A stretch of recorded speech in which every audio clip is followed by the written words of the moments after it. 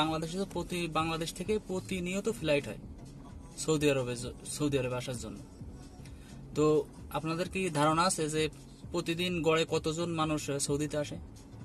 এটা মিনিমাম আপনার মানে ৬,০০০, প্রত্যেক দিন ৬,০০০ লোক বা ঢাকার থেকে সৌদির উদ্দেশ্যে আসে। ৬,০০০, তাহলে মাসে কত হচ্ছে?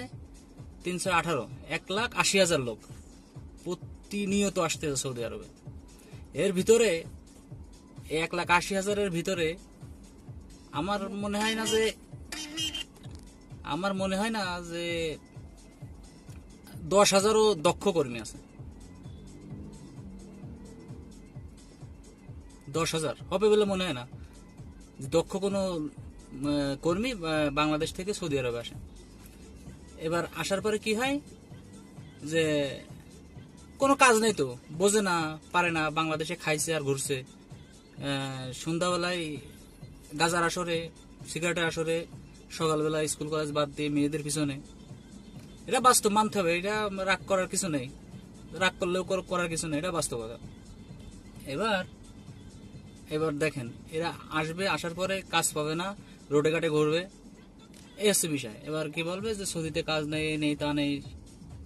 এবার কি হবে, বাড়ি আসতে হবে। দেখেন কতগুলো টাকা খরচ করে আসার পরে সর্বনিম্ন বাংলাদেশ টাকা 4.5-5 লাখ টাকা লাগে, এই টাকাটা খরচ করে আসে। ওটাও বাদ দিলাম। এবার এই সৌদিতে অনেক প্রচুর লোকের চাহিদা আছে, এটা মানতে হবে। কোথায় কোথায় দেখেন, 2030 সালকে কেন্দ্র করে আপনার বিভিন্ন রকমের প্রজেক্ট হচ্ছে, যেমন স্টেডিয়াম হচ্ছে, এদিকে আবার নিয়ম সিটি হচ্ছে, আরো অনেক অনেক কিছু হচ্ছে, বুঝছেন, আরো অনেক অনেক কিছু হচ্ছে।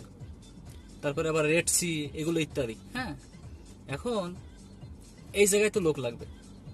এখন আমাদের দামাল ছেলেরা বাংলাদেশে যে ঘুরে খাইছে, মোটরসাইকেল চালাই বেড়াইছে, মেয়েদের পিছিয়ে পিছিয়ে ঘুরে বেড়াইছে, এরা আবার এই কাজ করতে চাচ্ছে না। এরা এই কাজগুলো কিন্তু করবে না।